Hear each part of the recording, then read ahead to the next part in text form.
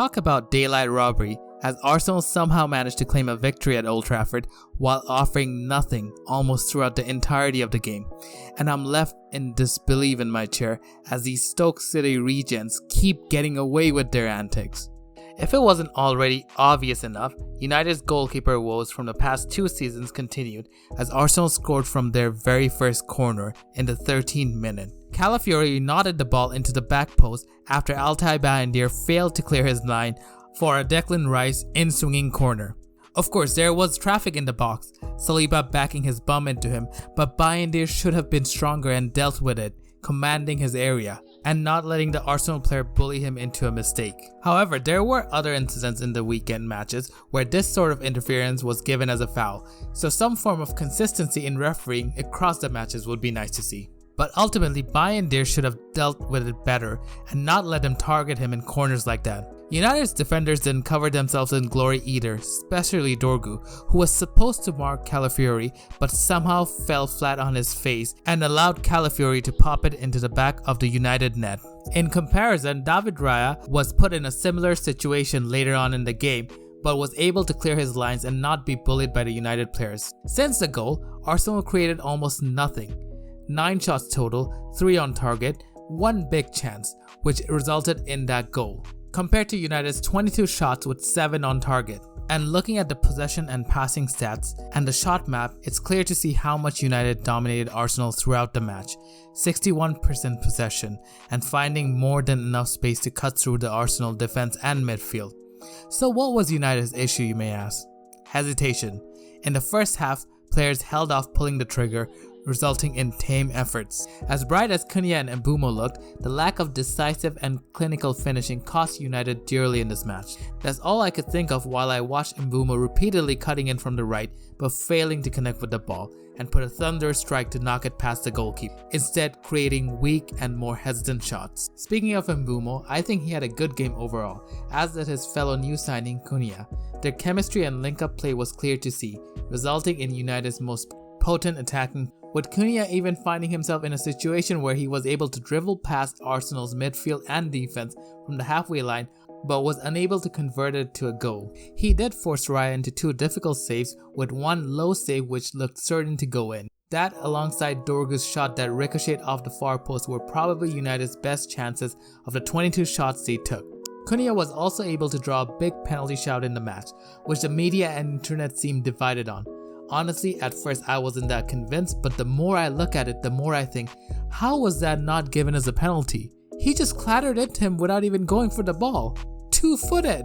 But at least this game showed us what the chemistry might be between him and Mbeumo, who himself was a live wire down the right, repeatedly testing David Raya and nearly leveling late on.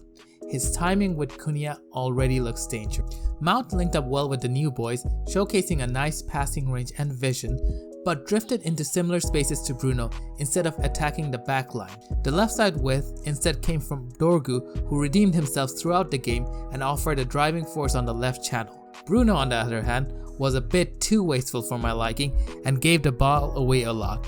Erratic, but still influential. In terms of the other new signings, Sesko had a 20-minute cameo off the bench, but didn't get to do much apart from a bit of hold-up play resulting in 1 shot in the box.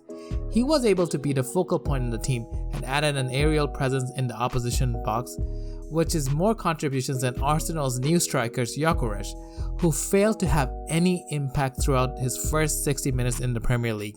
I can't really think of a single shot or a chance he created, and was largely invisible throughout most of his time on the pitch. But I suppose he had limited service overall, as the rest of the Arsenal team did not seem interested in attacking either. So just like Sesko, not quite the fairy tale debut, but still needs time to adapt to his new team and league.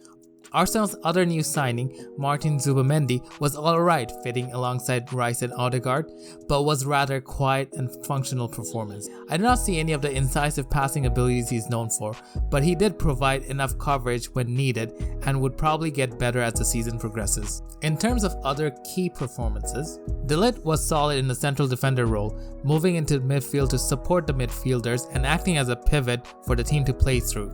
Alongside him, Luke Shaw and Lenny Euro who are both solid in the wide central defender roles. Hopefully both of them can stay injury free this season and be able to create a partnership, whether it's alongside De Ligt, Maguire or the still injured Martinez. It's sometimes easy to forget that Luke Shaw has been in this club for 11 years now, and apart from the peak Ole times and Ten Hag's first season, he never really had a season where he was able to make more than 20 appearances. Despite all his criticism and the strange fat shaming he receives, I do believe he's a solid player for United. Without the injuries and constant playing time, he would be United's best wide defenders and maybe even one of the league's best. For Arsenal, Raya was a standout player, commanding his area whenever United players came to attack, produced multiple saves and kept a deserved clean sheet, although United's attack made it easier for him with their indecisive shooting. On to the downsides. Ugarte's performance left me baffled. I still don't get what he offers and what he's actually good at. This will be his second season at the club, and I'm yet to see his value to this team. I was left scratching my head as I watched him attempt a random 30-yard shot when he isn't exactly known for scoring, especially when there were multiple better options open for him to pass to, including Bruno, Ahmad and Mbeumo. Overall, it was a good performance from United, who showed intent but lacked the ruthlessness to finish the game off, and the mistake from the set piece had cost them the match. However, there are still many positives to take from this game. Good possession, great amount of shots, and real chemistry amongst the attackers. But Arsenal absorbed all of that, countered selectively and leaned on their set-piece edge and backline grit. It was a cagey affair at times with a flurry of late cards for Timber and Lewis Kelly, Raya and Calafiori. A physical and frantic performance as Arsenal fully embraced their inner Stoke and robbed United at Old Trafford. Tony Pulis would be proud. But a win's a win and a loss is a loss, and hopefully this gives both teams something to build upon throughout the season.